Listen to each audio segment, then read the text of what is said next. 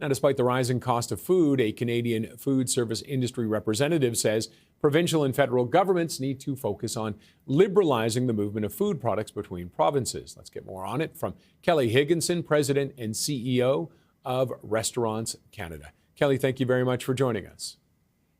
Thanks for having me. What is your big concern with what's unfolding right now? Well, look, we really do applaud the provincial and federal governments for the progress that we've made on internal trade. There has been significant movement. But the unfortunate part of that is that food and alcohol products have been excluded in the most recent mutual recognition agreement on the sale of goods. So this causes, more delays in allowing for free access and moving food and alcohol freely across the country. Why do you think that is? What's stopping that? Well, this is a heavily regulated 13 economies instead of one area. So it's difficult. It's going to be difficult to come to that mutual recognition.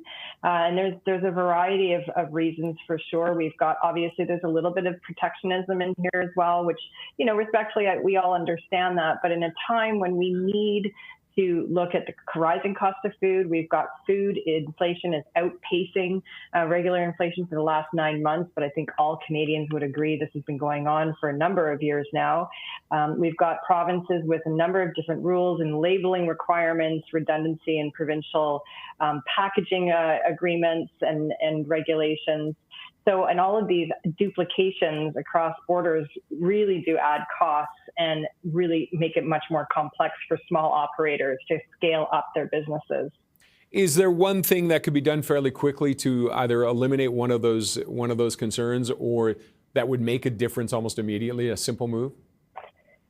The most efficient way to manage this, we believe, is by way of mutual recognition, which we've seen happen between some provinces already. So if something is if food inspection in Nova Scotia has taken place, then Ontario is recognizing that, and we can ship products between those two provinces. So that is one way that we see this being the most efficient. And, I think the reality is we need to see more work done for one economy as opposed to 13. And I'll use the example of Australia that really grappled with this a number of years ago. So while we are looking for that mutual recognition between provinces, something interesting that they did was creating a uniform standard across all of Australia, the model food provisions. So recognizing that from a federal perspective, if something is being, food inspections, regulation around labeling, and all of those things are agreed upon federally, then it can just open up all of our borders. So either way, there's work to be done. And again, I recognize there's 13 different agreements at this point that have to be sifted through. But this will make a significant difference, not only in the cost, but also in the opportunity for us to access Canadian goods in a time when we need to see that. And we need to be able to scale up some of these businesses across the country. And for restaurants across the country, inflation has been devastating. What do you think the government could do to help with that, just as a broader picture? Well, to your point, it has been devastating, and we get hit on both sides of this. If Canadians have more household debt, and the cost of inflation is pinching more and more into their pocketbook, they have a lot less money and a lot less discretionary spending availability. So we've got 75% of Canadians are eating out less and are saying they're going to have to cut back even further into the coming year of 2026 due to the rising cost of living that's really impacting the day-to-day life. So we've put through a number of options to the government on affordability. We do call on the government to make this a much bigger priority. We haven't seen anything done that's really going to impact the day-to-day life for Canadians and something that they can feel. So along with opening up the interprovincial trade barriers with food and alcohol, we're also calling for the government to remove all GST off of all food.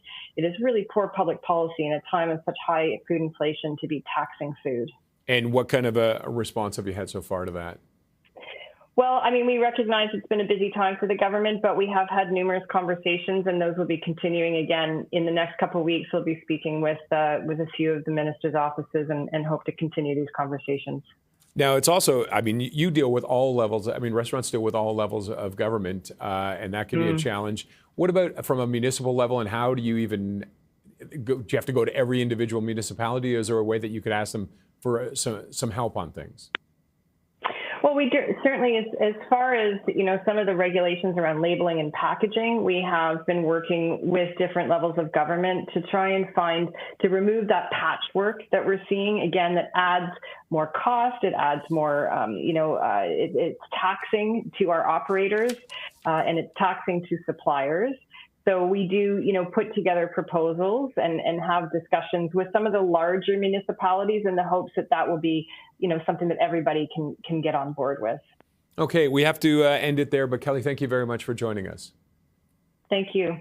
Kelly Higginson is President and CEO of Restaurants Canada.